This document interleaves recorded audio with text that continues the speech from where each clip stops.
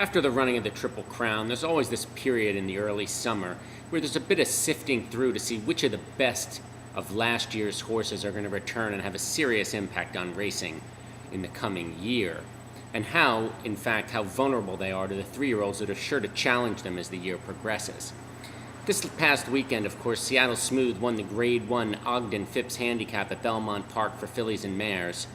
However, while we have Roselli with us, let's first consider the male handicap division and how racing this past weekend might affect our expectations for the future of this division in '09.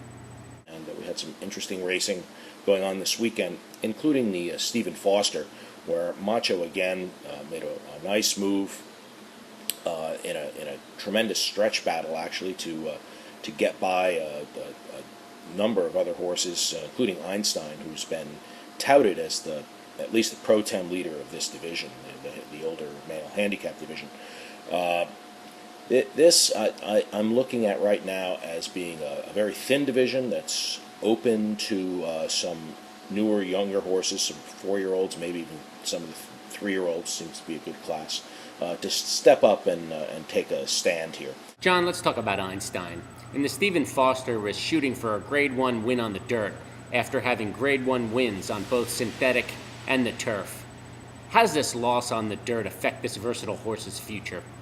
He didn't really lose much in losing this race. He had a tough trip. He may not get another chance to get his Grade 1 victory on dirt, but he is quite capable on the surface, and he's obviously a Grade 1 winner on every other surface. And I look for him to hold his own.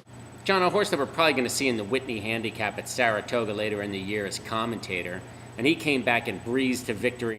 What do you think of Commentator, and is there anybody else lurking in this division out there that might be significant? You know, you got to love Commentator, but when you're talking about him as one of the top 3 horses in the division, you know that there's got to be some newer horses coming up. Well Armed is up there. The Dubai winner is making his return to the races, and if he can avoid the usual problem of a horse making that long journey, racing well, and making the long journey back and then needing to recover, he could be a factor. And Macho, again, who won the Foster, this horse has shown quality throughout his career, and it's hard to say he's a developing horse. He's won $1.5 million, but he could be stepping up to the top level. He's another one to watch. Other than that, there's just not that much out there.